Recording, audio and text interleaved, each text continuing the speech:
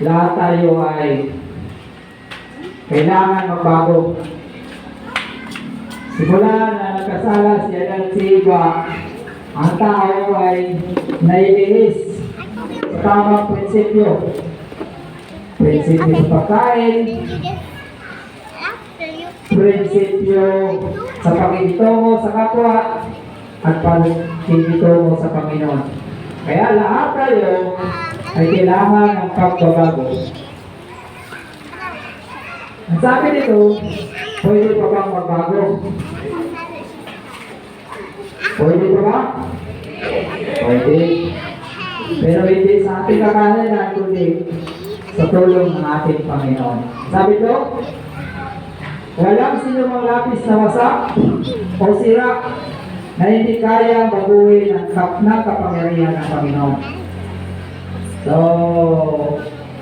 si Jesus Christ, nabago niya ang mga makasalanan sa sanlibutan ito nung siya ay nandito sa lupa. So, pag-aralan natin dito yung ibang mga kakaitong karakter na nabago ng Panginoon.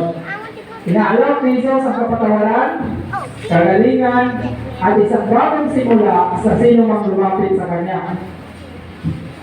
Mapapansin niyo mga kapatid, si Jesus Christ nandito sa lupa.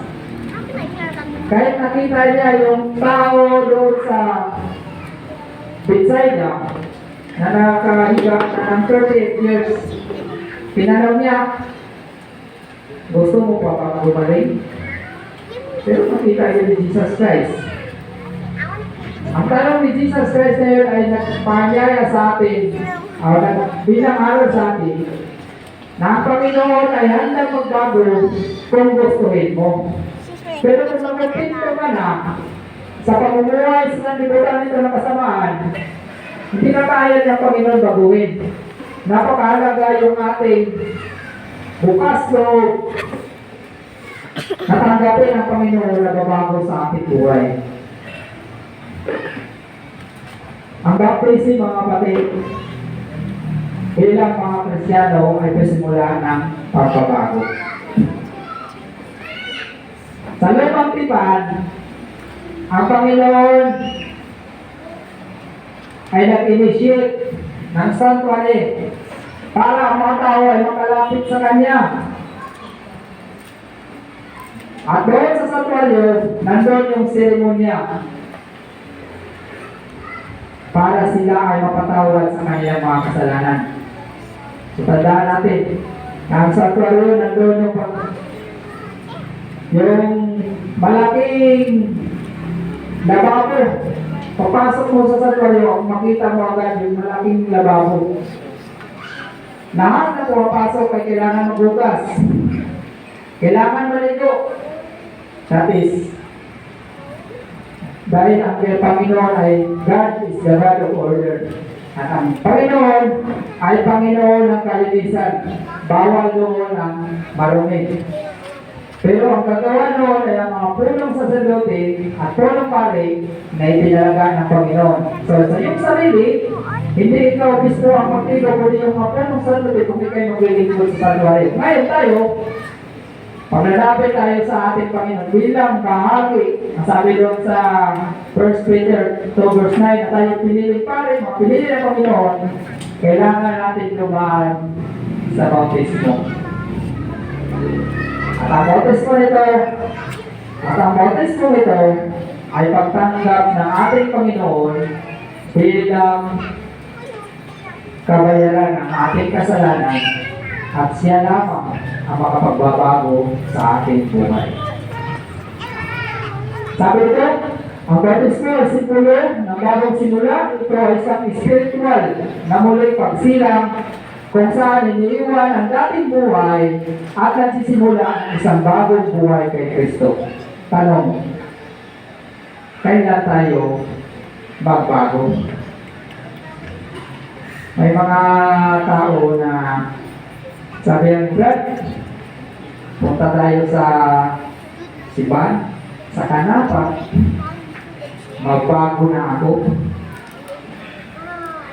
Sa Kanapa, maiiwan ko na yung aking bisyo. Sa Kanapa, Magpapabawis ko, hindi na ako makalabak. Tanong, kailan ka ba hindi makakalabak? Mga kapatid, mga kaibigan, may kailan hindi natin kayang magbago sa ating sarili. Kahit anong sikap mo, hindi mo kayang magbago ang iyong sarili. Maliban, kung ang Panginoon na si Jesus Christ at ang Banal na Espiritu ay nasa iyo. Sa iyong sarili kapamaraanan na hindi mo kaya baguhin ang iyong sarili. Kaya kailangan natin tanggapin si Jesus Christ para tayo ay mabago. Hindi mo tanggapin si Jesus Christ. Kung ano yung karakter mo, yun talaga yun. Ang karakter ng Panginoon, tandaan natin, no? Ang karakter ng Panginoon ay yung 10 utos. At sa ating pagtanggap kay Jesus Christ, gusto natin yung karakter ng Panginoon ay may piling sa atin. Pag may piling yung karakter ng Panginoon sa atin, hindi na tayo lumalabak doon sa karakter ng Panginoon. Kasi yung karakter ng Panginoon nasa atin. Kung wala ang Panginoon sa atin, never mo magawa ang kalooban ng ating Panginoon. Kaya, kung ikay palainog, sabi mo,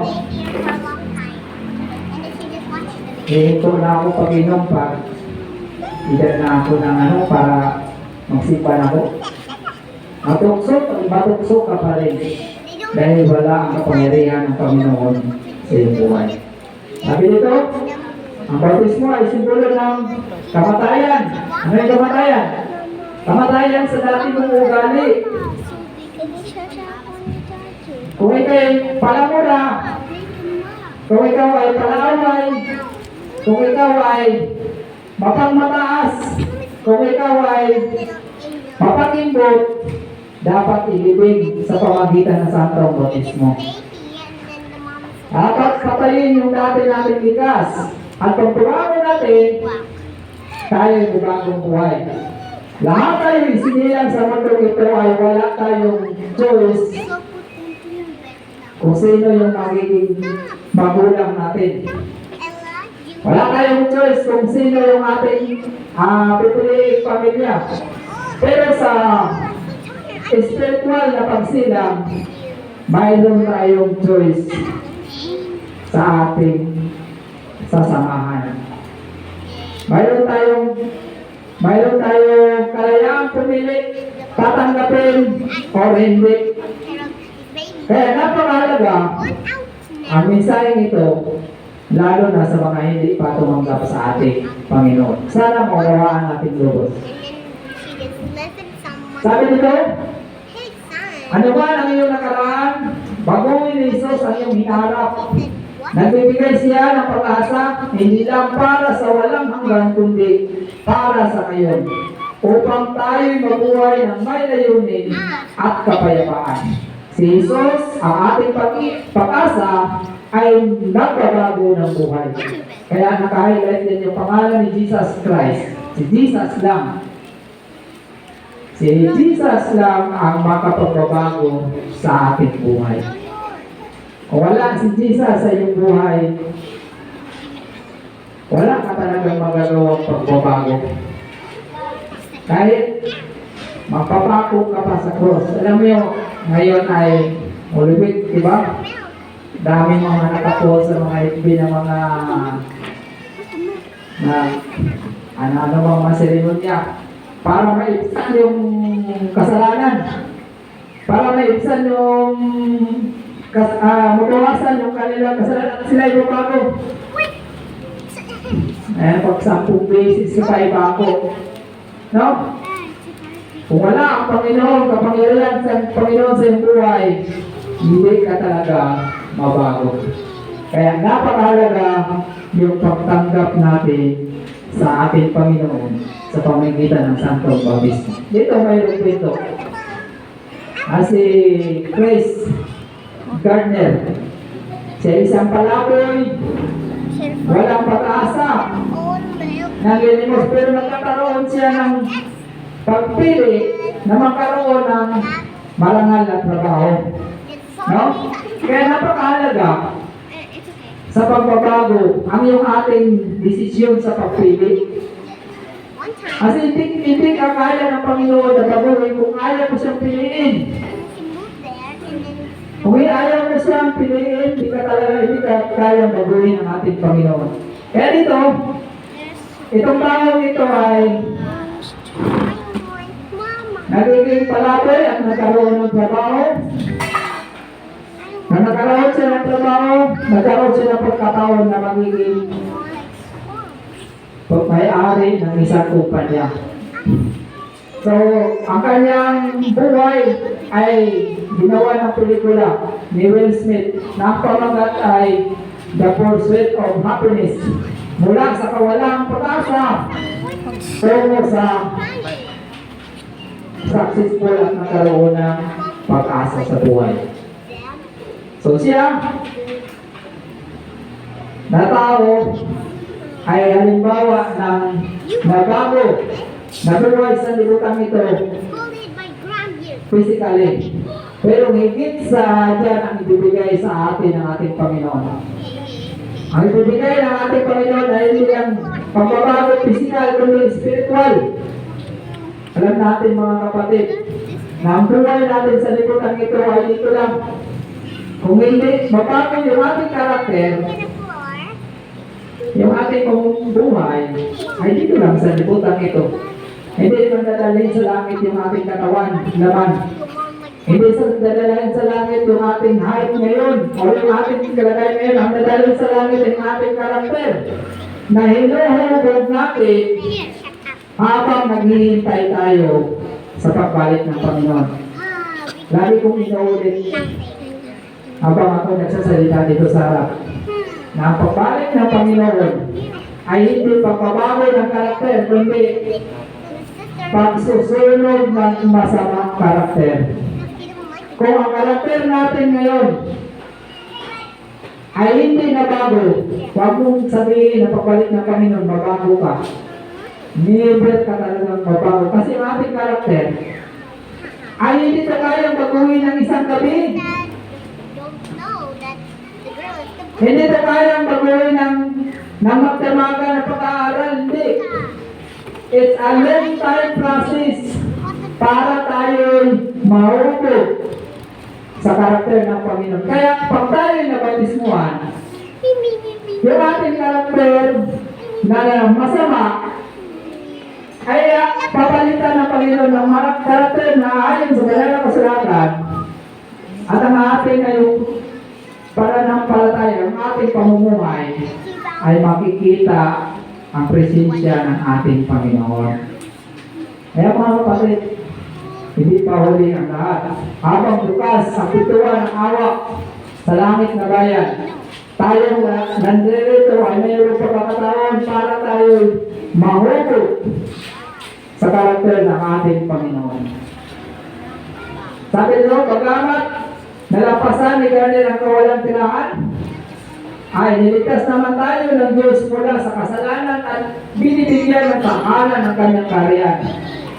Kaya sa aking mga BOP student, sabi ko, tatapusin nyo. Alam nyo, pag naunawaan yung lubos, ang graduation natin ay hindi sa libutan, hindi lang sa libutan ito, kundi doon sa langit na bayan. Pag nakarating ka sa langit na bayan, sa mga natapos ngayon, sino mga nakatanggap ng mga medal? Yung mga natanggap niyong medal, hindi yan masangla. Hindi yan, lang, parangal. Pero ang ibibigay ng Panginoon sa atin, pag nakarating tayo sa langit na bayan, gold na, ang tawag yan, crown. Mayroon pang star. Mayroon pang buhay na walang hanggan. Kung mayroon kang edad ngayon na 70 plus, ito, pinakamatanda dito, nabanggit ni Ate Grace ay 70 plus.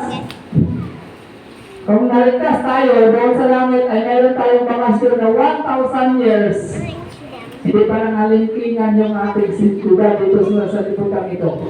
Sa ibibigay ng Panginoon doon at buhay na walang hanggan. Kaya panawagan natin, sikapin natin piliin na tayo ay mabago ng banal na biyaya ng Diyos. Sa pamagitan ng biyaya, tandaan natin, ang ating part ay pagpili, pero ang habag ng Panginoon, hindi tayo karapat-dapat na ibibigay ng Panginoon sa atin. Pinaniyahan tayo ng Diyos na magmana ng kanyang walang hanggang karuan. Kaya, kung bigyan mo ng count yung walang hanggang, hindi mo talaga yan matapos. Diba? Look at this shirt. Ang selling ito ay natatapos. Pero pag tayo nagligtas doon sa langit, hindi na matatapos. Kasama natin ang ating Panginoong Hesus. Sabi ito, pagbabago ng puso ay nagdudulot ng kagalakan, kapayapaan at walang hanggang pag-asa. Kaya napakalaga yung ating pagpilit na mabago sa presensya ng Panginoon. Sabi dito, ang mga Biblia ay mayroong mga Bible character na ating pag-aralan sa umagang ito na ating maalakunan ng lesson kung paano sila nabago ng ating Panginoon. Sabi dito, ang alibugang anak o na prodigal son. Alam niyo yung kwento? No? What? Alam niyo yung kwento ng prodigal son? Yung prodigal son, anak ng isang mayaman. Dalawa sila magkapatid, gusto niyang kunin ang kanyang kayamanan. Sabi niya sa kanyang ama, gusto kong makuha yung aking part na kayamanan. Binigay ng kanyang ama. At pumunta siya doon sa malayong lugar at nalustay ng kanyang pera. Nung naupos na lahat ng kanyang kayamanan, napagtanto-tanto niya, Why she's in the bed? wala na pala akong pera. You just Magtrabaho na lang ako. Sa isang studio ay nakakahiya na magtrabaho ka sa isang babuyan. stay at the room for Bilang mga audio, niwala silang karumal-dumal. I don't care. At tayo naman, bilang mga Seventh Adventist, na karumal-dumal ng baboy. Oh, we don't Pero, i-ano natin to sa ating kalagayan ngayon. Bilang Seventh Adventist, nagtrabaho ka ngayon sa pigiri kasi wala ka ng pera. Pagdating mo doon sa pigiri, ang mayari ng pigiri, walang pagpasahod sa iyo. Kaya sinabi mo na lang, kahit na lang yung pagkain ng baboy, pwede na yan. Para lang kalaman yung aking tiyan. Eh, grabe talaga ka, hirap talaga. Kaya doon, habang napag-nilay-nilay niya, na mali pa na yung kanyang desisyon. doing what the fuck. Napakayaman yung kanyang ama. Yung mga alipin doon ay kumakain 3 times a day, masasarap pa. Mayroong mga gandang higaan, samantalang siya, na anak ng mayaman, nandun siya sa pingiri, kumakain sa pagkain ng baboy, nakitulog pa siya doon sa baboy, wala pa siya ibang pupuntahan. Wait, sorry. Kaya tayo, bilang tao, bigyan natin ito ng aral na pag tayo ay hiwalay sa ating Panginoong Hesus na sa langit, ang ating buhay ay miserable. Wala talagang magandang patutunguhan. Kaya doon siya napagtanto-tanto niya, sabi niya, kailangan kong bumalik sa aking tatay. Kahit hindi na anak, alipin na lang, pwede na. Ay sa dito, matulog ako kasama dito sa mga baboy, kakain ako sa baboy, eh doon, kahit alipin, nakakain naman ng mga tira-tira doon sa kusina, pwede na doon. So tayo, bilang mga kasalanan, kailangan talaga natin madama. Sabi nito, maunawaan na tayo yung kasala. Mahirap baguhin ang tao na hindi niya i-accept na siya mali. Maliban na naunawaan niya ay mali talaga yung aking desisyon. Kailangan ko talaga tanggapin ang aking Panginoon. Kaya, Tao ito, Sister, wait. naunawaan niya na siya nagkamali. Nandun ang kanya pagpili. Pinili niya bumalik sa Panginoon. Kayo ngayon, lalo na dun sa mga desisyon na tumanggap. Pinili kayo ng Panginoon at ang choice nyo ay siya ay tatanggapin. No? Kaya nung nagkaroon siya sa tirahan ng kanyang ama, iniisip niya, hindi na siya kilala, pero ang kanya palang ama na nasa ang kanya palang ama, mahabang panahon na naghihintay sa kanya. Walang ibang iniisip na siya ay makabalik. Ay, napakabuti, no?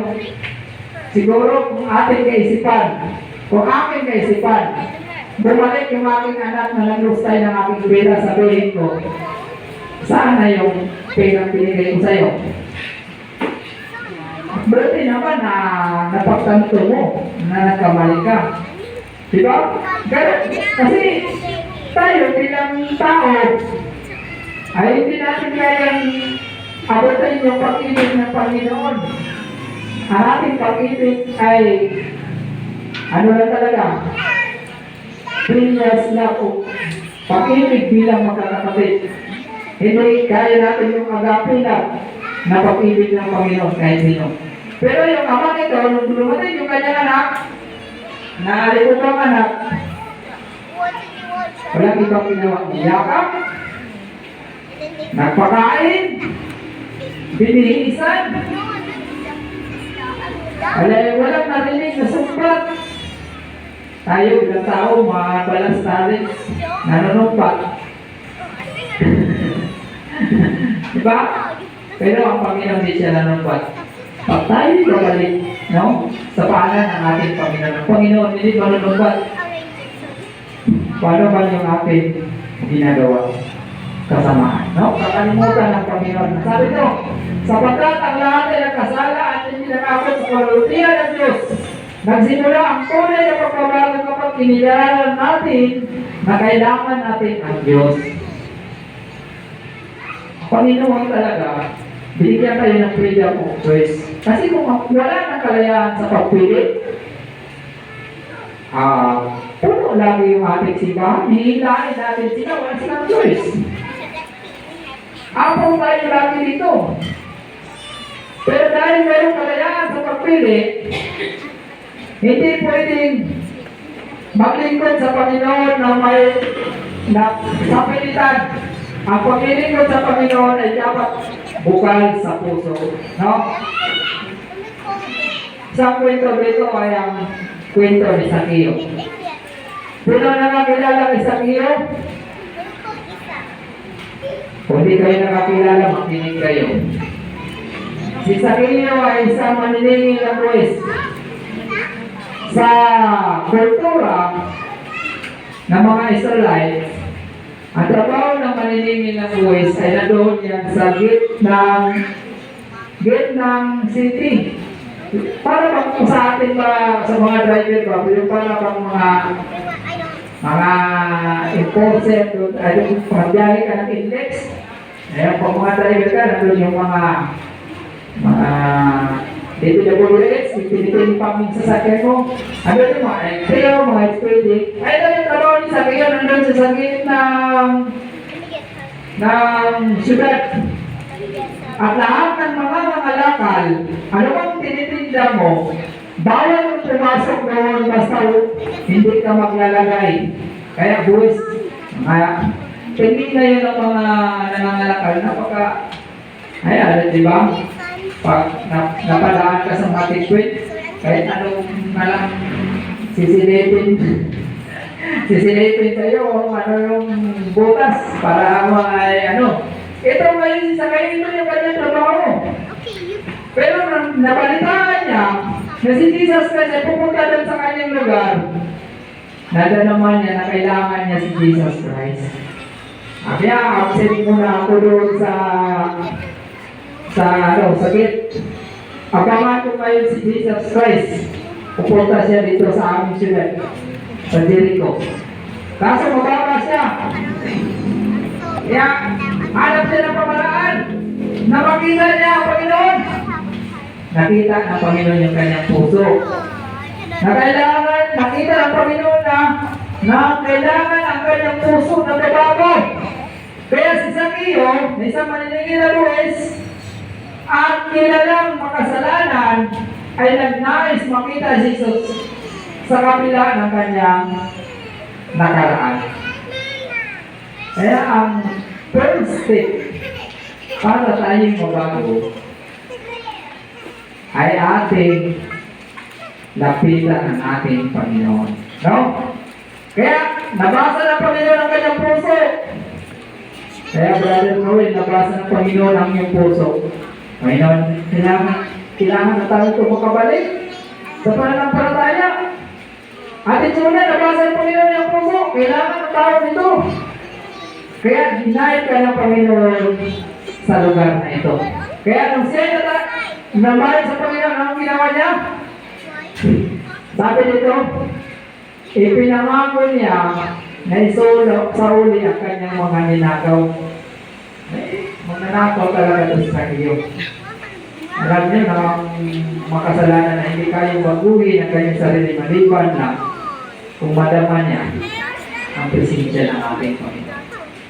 Kaya nadama niya, siya ngayon ay nabago. Sabi ito, magsisi kayo at manumbalik sa Diyos upang mapawi ang iyong mga kasalanan. Kapag lumapit tayo kay Jesus na may pagsisisi, tinatanggap niya tayo at sinisimulan ang pagbabago sa ating buhay. Kailangan natin ang pagsisisi. Pangalawa, ay pangatlo, ang pagtanggap ng kapatawaran sa bagong puso. Ang babae na huli sa pangalan niya. Alam ko, kilala niya ito. Sino ba rin nila ang kilala nito? At sino ba ito? Ang babae. Nahuli sa pangalan niya. Sino? Si Maria Magdalena. Diba? So, ang babae nito ay nahuli sa paggawa ng kasamaan. Sabi nito, dinala ang babae kay Jesus upang hakulan ulit sa halip na hatol, ibinigay niya ang kapatawaran ng isang bagong simula. Pag tayo ang nakahuli sa babae dito, balong ito sa prisuhan. Talagang walang pwede. Pero ang Panginoon, tayo lahat ay makasalanan. Binigyan niya, no? Binigyan niya ng bagong simula. Sinabi ni Jesus, humayo ka at huwag nang makasala. At nagpakita na ang kanyang biyaya ay pagdadala ng tunay na pagbabago. Kaya ang babae ito, nakilala makasalanan, ay nagiging buhay na patotoo na kayang baguhin ng Panginoon kahit gaano pa pagkakilala makasalanan. Alam nyo, sa aking trabaho, nang malaman nila na Seventh-day Adventist ako, ang dami pala mga backslider doon ng mga kasamaan ko. Adventist din ako, nag-botis pa ako dyan sa Tatavia. Bakit hindi ka bumalik? Nahihirapan ako kasi yung asawa ko. Saka yung mga anak ko, dahil doon na talaga eh. O, hindi pa. Uli ang lahat. Habang may panahon. Nang balik. Encourage ko sila mo ng balik. Kaya, kaya natin, pupiliin natin ang Panginoon, no, sa ating buhay.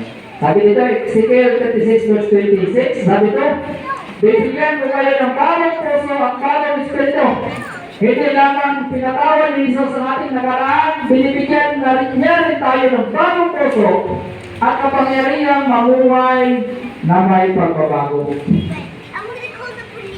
Kayong mga tatanggap sa Santo Bautismo, ganap na Seventh-day Adventist. Ang tao, mga Kristiyanong Seventh-day Adventist, mali yung third, no?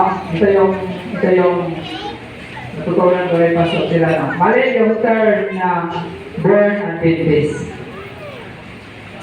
Kasi kung ninyakan ka, hindi nung sinilap Di tulad sa mga ibang pananampalataya na bininyagan yung makatapos sila. Binyagan natin. Sa atin, naging ganap tayong Seventh-day Adventist na nagkaroon tayo ng pagkaunawa sa ating doktrina. Kaya walang third Adventist. Lahat tayo converted. Kaya pag hindi tunay na converted, di ka talaga magkaroon ng pananampalataya. Tayo ay convertido sa pananampalataya ito. No? Kaya tayo mababago sa pamagitan ng bagong puso na pinagkaloob ng ating Panginoon. Kung wala tayong kamuang-muang, sabi, pinaliwanag ko, basta mga BOP student, unawain nyo, basahin nyo. Kasi napakahalaga na mayroon tayong sapat na kunawaan. Kasi darating ang panahon, hindi tayo makita-kita. Pero pupunta kayo sa ibang lugar. Pero yung iyong natutunan, hindi yung bago nyo. Pag nag-aaral kayo, ma'am, Seventh-day Adventist po ako. Kailangan ko po magsimba sa araw ng Sabado. Pwede pa. Ako bigyan mo ng exemption kung may pasok ng Sabado. Yan yung mga kapatid. Dami kong kakilala. At ako mismo, kantong ng college, no? O kantong lang naman. Never talaga ako pumasok ng Sabat. Kahit nung high school. Kasi nadama ko yung hindi naman sa ano, parang nadama ko talaga na kailangan kong sabihin. At nung nagtrabaho ako, nagwatsa ako attitude na sa Makati. Sabi nung aking officer, sabi, di ka lang papasok ng Sabado. Hindi kita gawin regular. Relator ka lang. Siguro, sige, okay lang yun, relator. Ngayon, mayroon ng mga lasinggo na mga kasamahan ayaw magsipasok ng Sabado kasi wala pasok linggo, nag-iinom. Pupursige na ako ngayon, pasok ka ng Sabado. Hindi ba pwede? Tatawag kita sa opisina, pabili ko po, hindi, pwede ako pumasok ng Sabado. Simpa namin yan. Yan yung pati, nakatagal din ako sa security ng 10 years. Kaya Intramuros, 5 taon na mo dyan. Sa biyaya ng Panginoon, ay, lagi nila akong kontra pag hindi ako makapasok ng Sabado. Pero, natapos yung kontrata. Dahil, ang biyaya ng Panginoon, mga kapatid, huwag niyong ispolin ang biyaya ng Panginoon. Manindigan ka. Talaga ang Panginoon ay nagawa ng pamamaraan. Pero kung hindi mo man kaya, sa ngayon, kasi medyo alamanin ka. Pero ikarangin mo, piliin mo. Lord, tulungan mo ako, kailangan mo ang iyong biyaya para magkaroon ng lakas na loob. Sabi nga nang interview ako, paano yan, di ka pala pasok sa Sabado. Pasok namin dito, Monday to Saturday. Eh, wala akong magagawa. Eh, kung pwede, kaya nyo, bawasan nyo na lang yung ko isang araw. Sabi ng HR. Sige, mag-usap kami ng may-ari. Hindi ng may-ari. Sige, kailangan natin ng tao eh. Kaya magagawa. Okay, sila mag-adjust. Kasi, kailangan lang natin panindigan, pero pag tayo hindi panindigan. Nakakahiya naman. Ako lang yung naiiba, sila lahat. Naninigarilyo. Pumapasok ng Sabado, nag-iinom. Awkward naman kung hindi ako sama. Mga kapatid, ang biyaya ng Panginoon ay sapat para ikay manindigan. Huwag mong ismulin, huwag mong isipin na mawalan ka ng trabaho. Napakaliksi. Nangyang diba? Huwag mong sabihin na hindi ka kayang tuskusan ng pangailangan. Lumaki naman yung aking mga anak, di man ang kami na, hindi nga lang sobra, hindi rin naman ang kulang. Nakakaraos lang din. Basta tanggapin natin yung biyaya ng ating Panginoon. Tayo ay sasapatan ng biyaya ng Panginoon. Si Apostol Pedro, mga apat, pagbabago sa pananampalataya. Si Apostol Pedro, bagaman 3 taon nakasama ng ating Panginoon, sa kanyang ministeryo. Narinig niya lahat ng sermon. Nakita niya lahat ng miracle. Nakita niya na si Jesus Christ lumakad sa tubig kahit siya mismo ay nakalakad sa tubig. Pero pagpako ni Jesus Christ doon sa cross, nung siya hinuli, nabigo pa rin siya. Naipagkanulo niya si Jesus Christ. Ilan? 3 beses. At ano pa pa siya sa ngalan ng Panginoon, hindi ko kilala yan. Pero anong ginawa ng Panginoon sa kanya? Dinudge ba siya? Anong ginawa ng Panginoon sa kanya? Kinatawad siya ng Panginoon. Kaya ang sabi ng Panginoon sa kanya, Pedro, kung mahal mo ako, pakainin mo yung aking mga tupa. 3 times din, sinabi ng Panginoon sa kanya. Kaya mga kapatid, pag mayroon tayong mga kapatiran, nabagaman, nakita natin, natumanggap sa Panginoon at nabigo, huwag natin i-judge. Ipag-pray natin, tulungan natin. Kasi sa sanlibutan ito, ang ating buhay ay kailangan justification every day. Sino bang perfect? Walang isa sa atin perfect. Kahit ako, kahit ikaw, kahit sino. Tayo lahat ay mayroon pag-up and down. Kaya kailangan natin humilintawan araw at gabi. Kaya justification natin. Bukod ito, justification, pagtanggap natin, at araw-araw, kailangan natin i-justify na, Panginoon, patawarin mo ako, nagkasala ako. Patuloy, no? Hindi lang isang business. Tayo patuloy na humingi ng tawad upang tayo patuloy na bibigyan ng biyaya ng ating Panginoon. Sabi ito, ang bunga ng Espiritu ay pag-ibig, kagalakan, kapayapaan, at pagtitiis, at pagpipili sa sarili. Ang pagkakado ay hindi agad-agad. Ito ay isang paglalakbay patuloy sa paglago kay Kristo. Hindi ito kayang isang kabilang, isang linggo lang. Kaya magpasalamat ako kay pamilya ni Ate Manik, Brother Kristo. Talagang nakita ko na hindi talaga kaya sa isang linggo lang. Kailangan itong patuloy. Kaya mga kapatid, patuloy tayo. Lalo na dun sa mga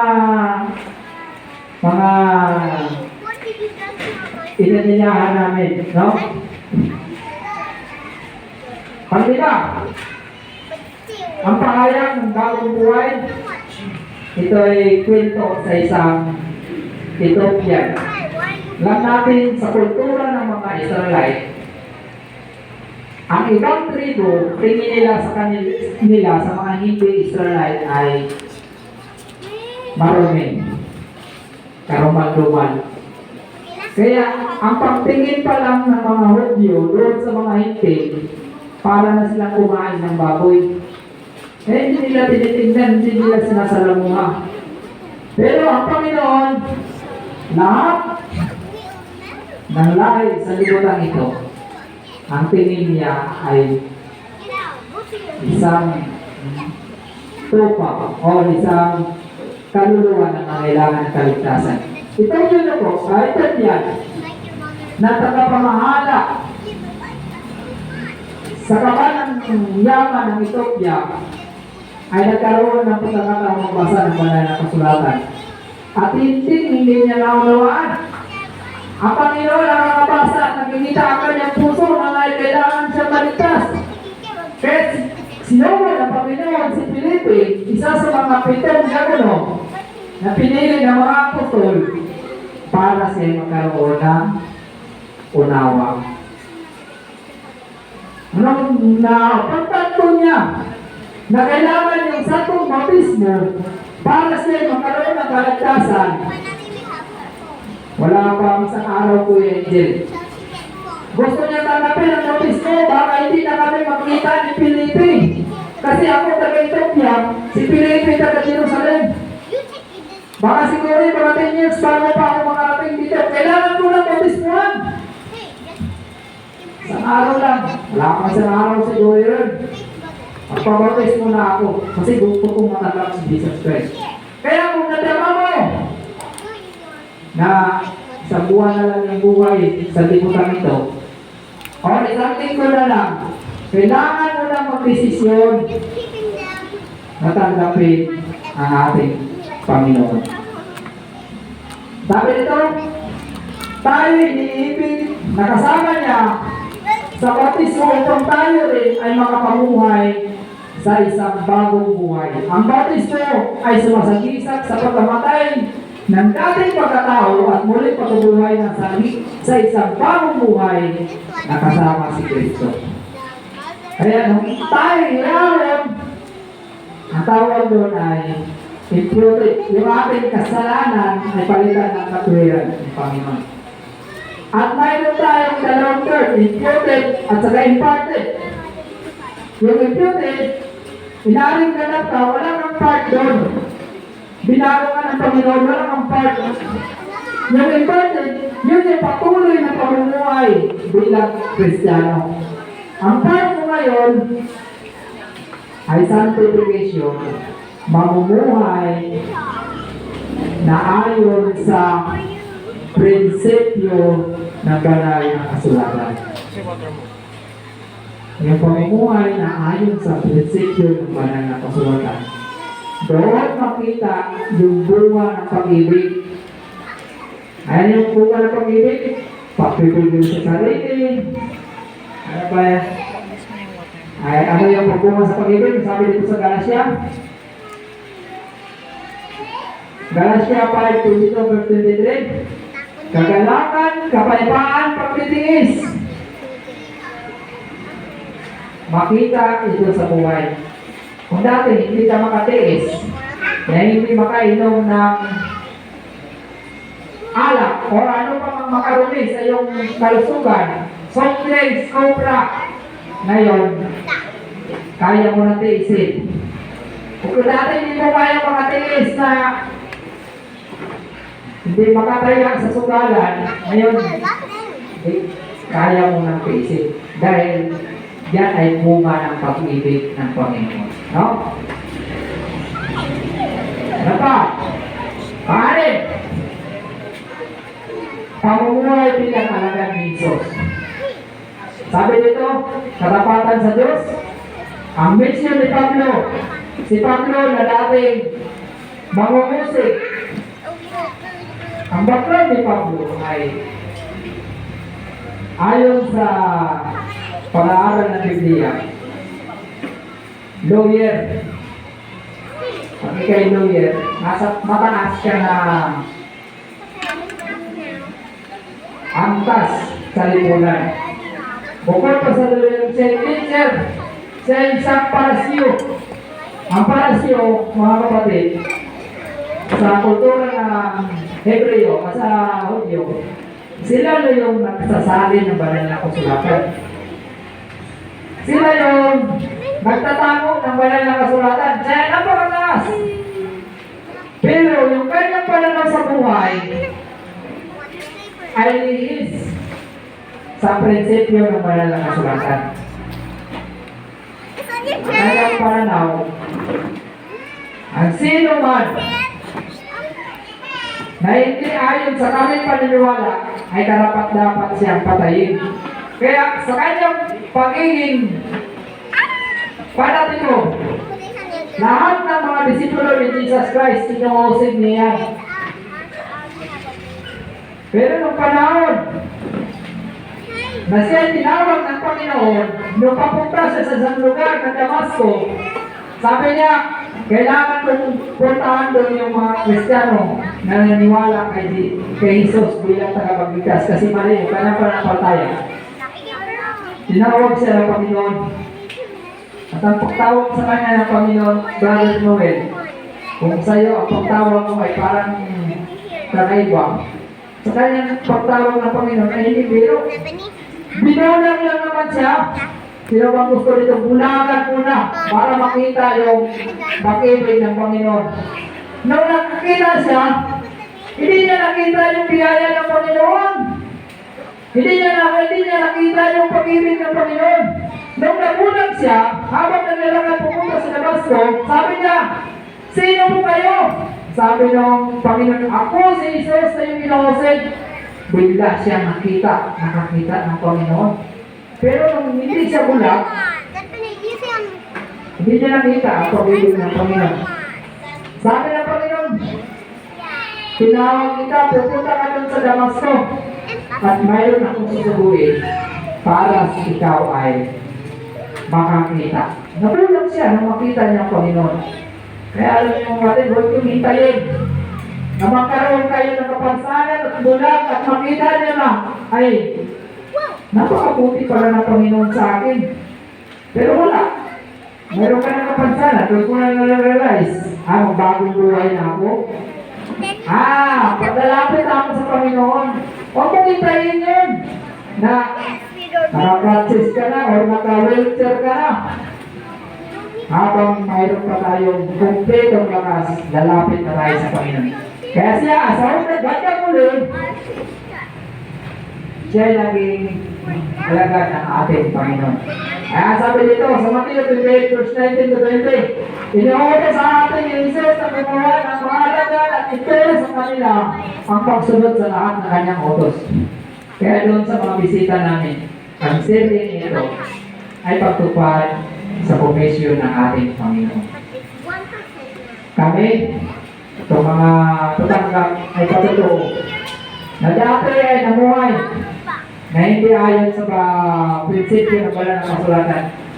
Ngayon sila ay tatanggap bilang pagtugon sa pangyayari ng Panginoon at gusto nilang mamuhay sa prinsipyo na ayon sa banal na kasulatan. Ang pinagong buhay ay tuloy-tuloy na buhay na katapatan at paglilingkod sa Panginoon. Darating ang panahon na kami naman ay hindi na namumuno dito. Baka kayo, yung mga bagong binyagan namin, kayo na dito namuno. Kayo naman ang papatuloy. Gagawa ng isang linggong serye o gagawa ng pagbisita sa mga iba naman na mga naligaw. Kasi tayo, bilang mga alagad ng Panginoon, kailangan natin gumawa habang naghihintay ang Panginoon. Tayo ay nagkukunin sa pagpangaral ng mabuting balita ng ating Panginoon. So, panawagan, ang pagbabago ng alam ni Jesus ay higit pa sa anumang tagumpay sa mundo ito. Kung ikaw man ay magtapos ngayon ng naka-graduate dito o mga nakapasa, dito lang yan sa sanitutan. Hindi man lang pupunta, hindi garantiya. May successful sa sanitutan ito, successful ka doon sa langit. No? Ang sabi nito, ano ba mga tagumpay sa mundo ito, ito ay pangako ng bagong puso, bagong layunin, bagong buhay na walang hanggang kasama niya. No? Kaya kung tayo ay pagod na sa pamumuhay ng sanlibutan ito, kung tayo ay nagnanais na bagong buhay, kapayapaan, kagalangan at hulugan ng ating buhay, kung nais mo bang halagang ipahayag ang iyong pananampalataya kay Jesus sa pamagitan ng bautismo, ito'y paanyaya sa bawat isa, lalo na sa mga hindi nabinyagan. Kung nais mo bang tanggapin si Jesus sa pamagitan ng santong bautismo. Kaya ngayon, sabi nito, ngayon na ang tamang panahon kung paano tumugon si Sakio, si Pedro, si Pablo, at yung ilubo na taga-Ethiopia kay Jesus. Siya din ay tumatawag sa inyo sa umagang ito. Lumapit ka, magpabautismo at simulan ang paglalakbay ng pagbabago kasama si Kristo sa iyong buhay. Kaya, ang sabi dito sa ulit, kung kailan tayo magbabago, sabi ito, ngayon ang panahon ng pagpapala ng Diyos. Ngayon ang araw ng kaligtasan. Kung bukas, hindi tayo magising, hindi natin tinanggap si Jesus Christ, huwag natin i-spirit na tatanggapin natin yung buhay na walang hanggan. Maliban, kung tinanggap natin si Jesus Christ ngayon, at tayo ay mayroong pagsunod, tayo ay tatanggap ng buhay na walang hanggan. Tutugon ka ba ng iyong panyaya kay Jesus? Ang tayo tutugon mga kapatid.